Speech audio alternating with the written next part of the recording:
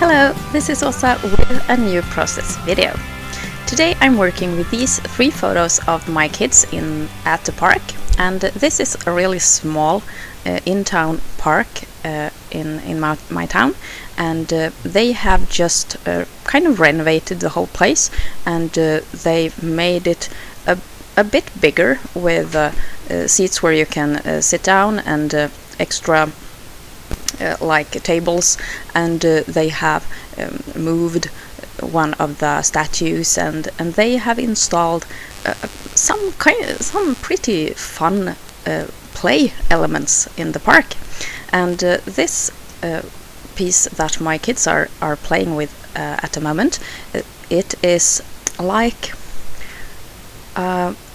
it's an instrument. It's a musical instrument. It has 9 small squares, and each square is metal, and if you step on it, it will give a bell sound. So you can really play a tune on these 9 squares. If you are really musical, or if you just want to play, you can jump around and just make a pretty song or a new piece on your own. And my kids love it. It's really playful and very cute, and they have even got their own name for this park, and it's the Plingplongparken after the sound of these bells. And this photo was taken earlier this year in the beginning of summer. I think we were waiting for, yes, hubby was at the hairdresser, and we had taken a walk visiting some Pokemon stops, and we were waiting for him at this park, and I took these photos just to remember this sweet moment. Perhaps my kids won't think it's this fun for very long, so I took my opportunity and took these photos. I have the title here on my Silhouette Cameo mat, and that's their name of this park. The park is actually called Hedbergska Park, and it's named after one of the really important men in my town's history, and he is also the one being displayed as a statue in the park. And it's right next to the school, which also has his name. So he's quite a famous figure around here, and he's lent his name to several buildings and other places. I have chosen the white paper with the dots for this page for the background, and when I'm looking at this layout right now, I feel that I could have turned it upside down so that the dense region with lots of dots would be at the bottom of the page, but in this case I'm going to use it as it is on my table at this moment. The green from the grass in the photo and from the green dots in the paper, I'm picking up that green color with this cardstock piece that I will be matting my title on, and also that it will also form like a shelf for the photo block to stand on. On my Silhouette Cameo, I've also cut out musical script, and once again I must say I'm really impressed how this machine cuts. I chose 2 different kinds of fonts or musical fonts, and the other one was much more thick in it, not as delicate as this one, because I felt, those really tiny lines, they won't cut well because that's pretty much impossible, I thought. But it cuts so well. I love it. It can cut almost anything. I really need to experiment with these more delicate fonts, because I think it will do just perfectly even with those. I don't need to have any doubts about this machine, because it's really, really, really good. I'm so happy I bought it, and I have used it a lot, and I must say that I love it so much. Now I'm going to mount everything on this pattern paper, and I'm using my ruler to get it straight. And yeah, I'm showing it to hubby, I think. That's usually what I'm doing when I'm holding my layout up like that. And I have a little card there from the cut apart sheet, and it says, "Be pretty, be honest, be kind," or something like that.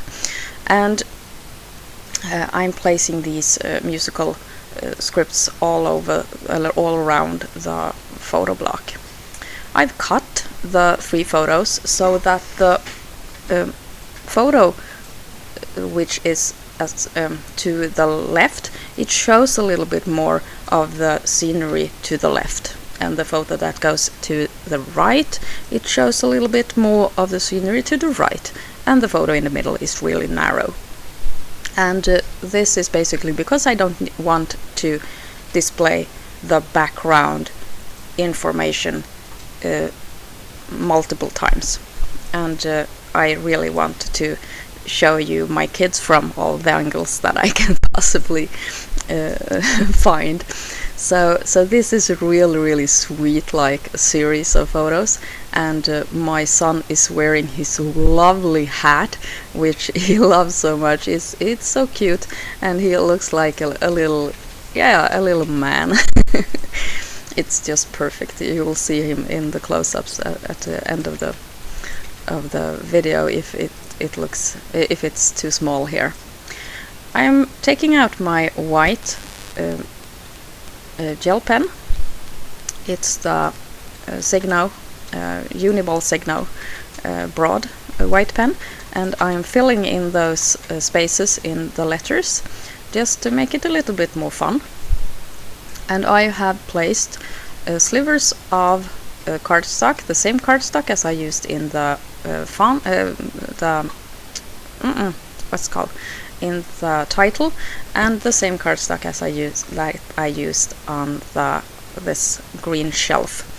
And I'm bringing out these are like bubble stickers or puffy stickers of hearts, and I bought them at TGR or Tiger, and I think they cost $1 or something like that, and they fit this color scheme really well, so I placed that one with this like kit of mine. Now I'm going to go through the die cut package that I bought together with this kit or this collection pack, and see what I can find to spice up the small areas that I have left on the page. The collection pack came with a full 12 by 12 sheet of